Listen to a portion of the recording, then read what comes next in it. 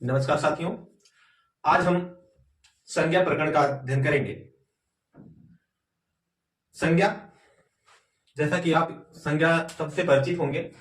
संज्ञा कहते किसे हैं? तो आप बचपन से कई बार सुनते आए होंगे कक्षाओं में पढ़ते वक्त कि किसी व्यक्ति, वस्तु, स्थान आदि के नाम को संज्ञा कहते हैं। तो संज्ञा क्या है?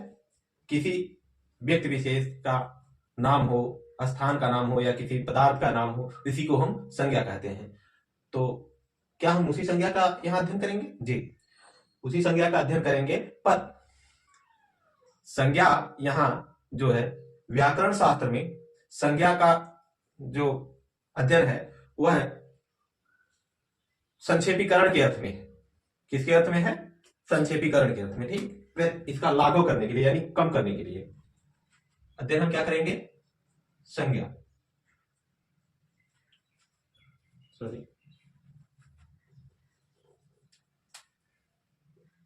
संज्ञा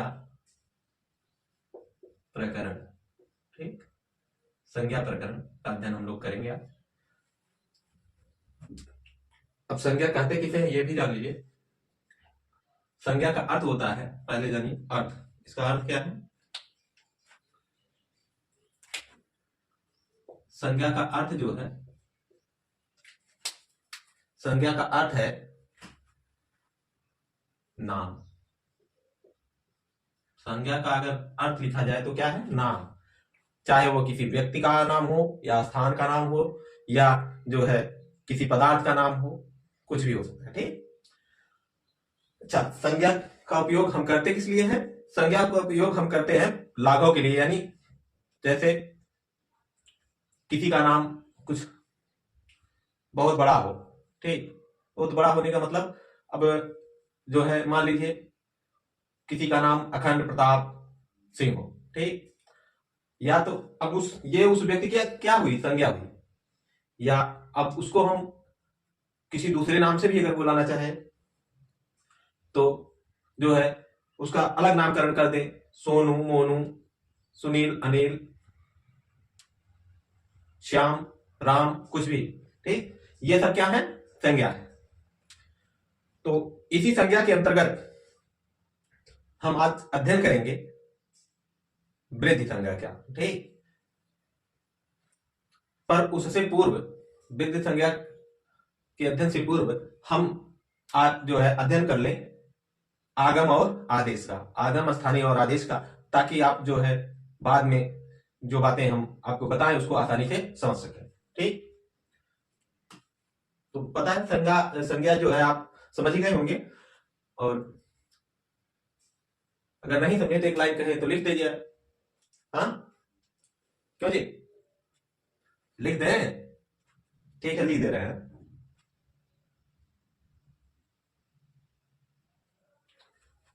इसको ऐसे लिख सकते हैं कि व्यवहारिक, क्या है? व्यवहारिक सुविधा के लिए,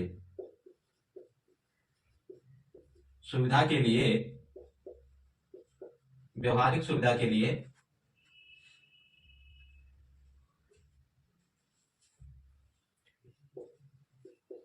किसी व्यक्ति या पदार्थ का जो नाम, किसी व्यक्ति या पदार्थ का जो नाम या जिस नाम से जाना जाता है, यहां जो नाम लिखना लगकर आप कह दे सकते हैं कि जिस नाम से पदार्थ को, जिस, आसान भाषा में जिस नाम से जानते हैं,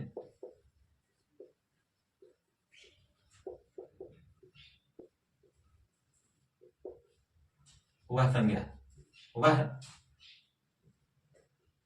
उसकी संज्ञा है। देखिए, वह उसकी संज्ञा होती है। ठीक, अब उदाहरण के लिए हमें समझ लीजिए। ठीक, रामानुज नाम है। ठीक, तो रामानुज नाम से किसका बोध हो रहा है? मेरे खुद का जो है बोध हो रहा है। तो ये जो रामानुज नाम है मेरा, वह क्या है, वह मेरी एक संज्ञा है। मुझे और अन्य नामों से भी जान सकते हैं, ठीक। कोई किसी नाम से बुलाए, कोई अन्य रामानुज के अतिरिक्त भी नाम से बुला सकता है। तो जो नामकरण मेरा होगा वह मेरी संज्ञा होगी, ठीक। ताकि किसी व्यक्ति या पदार्थ को व्यवहारिक सुविधा के लिए किसी भी पदार्थ को या व्यक्ति को जिस नाम से हम जानते हैं वह उसकी संज्ञा होती है साधारण भाषा में, ठीक। अब आगम क्या है, देखिए इसको समझ लीजिए।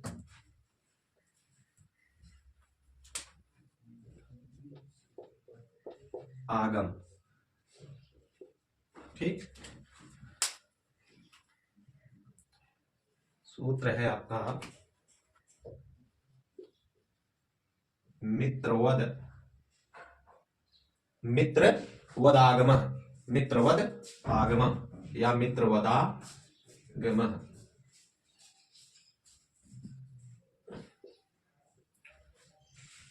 यानी मित्र की तरह जो आए वह क्या है, आगम है। अब कहेंगे कि मित्र की तरह आने से यहाँ क्या तात्पर्य, तो मित्र की तरह है व्याकरण शास्त्र में मित्र की तरह आने से तात्पर्य यह है कि जब किसी वर्ण के साथ जब दूसरा वर्ण मित्रवत पास आकर बैठता है, किसी वर्ण के पास, लिखते जा रहे हैं नहीं तो नहीं भूल जाएगा सब, किसी वर्ण के पास, किसी वर्ण के पास जब दूसरा वर्ण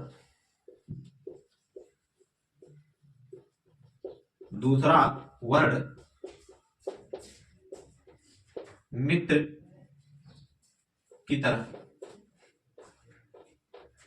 मित्र की तरह क्या करे, पास आकर बैठ जाए, पास आकर बैठ जाए या बैठे, तो उसे बैठे या बैठ जाए या बैठकर संयुक्त हो जाए, बैठकर संयुक्त हो जाए कह सकते हैं, बैठकर संयुक्त हो जाए, तो उसे हम क्या कहेंगे, तो उसे वह क्या कहलाता है, आगम। तो वह क्या कहलाता है, आगम कहलाता है, ठीक। अब इसको समझेंगे कैसे, उदाहरण देख लीजिए। जैसे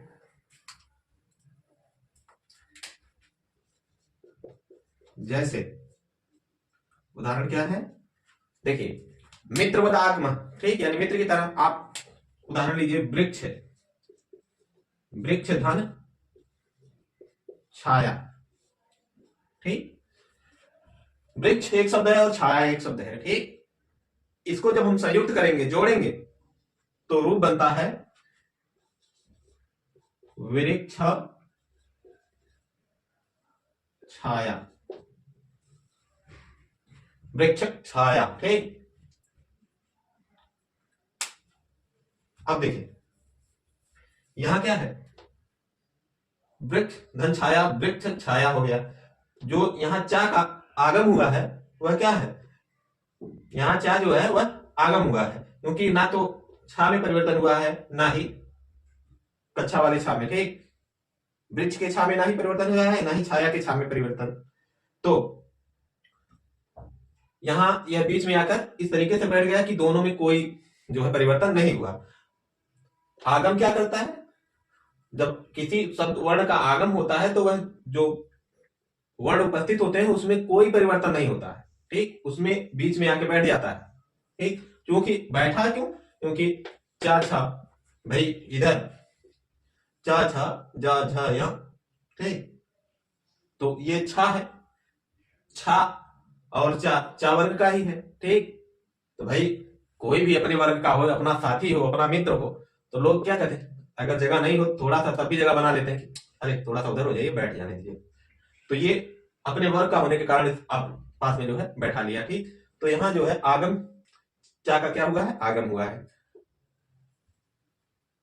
वृक्ष के आ एवं छाया के छा के मध्य में चा का आगम हुआ है, ठीक। वृक्ष का जो छा है यहाँ, उसका आ वर्ण जो है और छाया के जो है छा के मध्य में चा का आगम हुआ है, ठीक।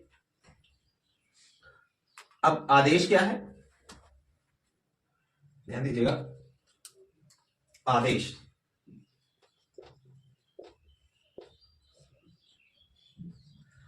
आदेश क्या है?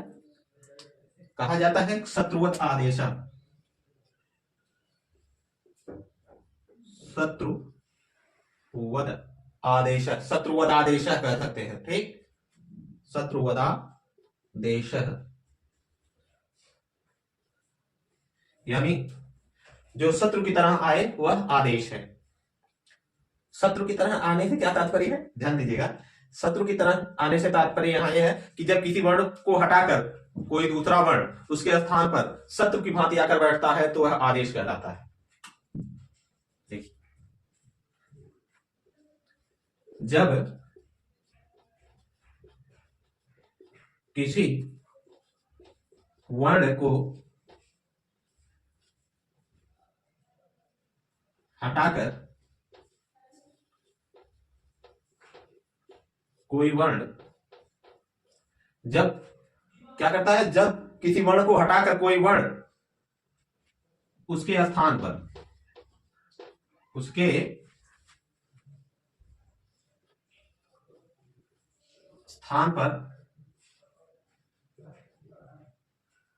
शत्रु की तरह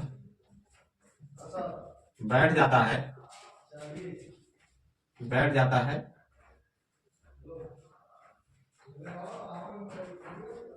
तो उसे क्या कहते हैं, आदेश कहते हैं, ठीक।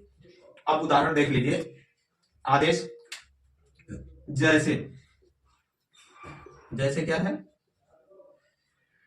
जैसे हम लोग कहते हैं कि यदि धन अपि, क्या है, यदि धन अपि, यदि धन अपि क्या हो जाता है, यद्यपि, यद्यपि, ठीक। यदि धन अपि बराबर यद्यपि हो जाता है, ठीक। अब यहां ई के स्थान पर या का क्या हुआ है, आदेश हुआ है। यहां पर लिख देना, यहां ई के स्थान पर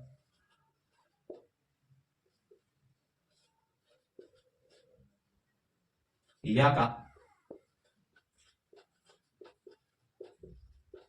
आदेश। यहां पर क्या हुआ, ई के स्थान पर या का आदेश हुआ है और आदेश पूर्व वर्ण के स्थान पर अथवा पर वर्ण के स्थान पर, दोनों में से किसी पर भी हो सकता है। जो आदेश होता है वह या तो पूर्व वर्ण के स्थान पर हो सकता है या पर वर्ण के, जरूरी नहीं है कि पहले ही हो या बाद में हो, ठीक। दोनों जगह में से कहीं भी हो सकता है, या तो पहले वर्ण के स्थान पर भी आदेश हो सकता है या फिर बाहर पर वर्ण यानी बाद वाले वर्ण पर भी, ठीक। तो पूर्व या पर दोनों वर्णों के स्थान पर दीर्घादि रूप में एक आदेश होता है। यहां क्या होता है, दीर्घादि रूप में, इसका दीर्घ रूप हो जाता है। यदि धन अपि द्या हो जाएगा, ठीक, यद्यपि हो जाएगा, इसलिए यहां क्या हो गया, दीर्घ आदेश हो गया, यद्यपि, ठीक। ध्यान नोट कर लीजिए, फिर आपको हम बताते हैं।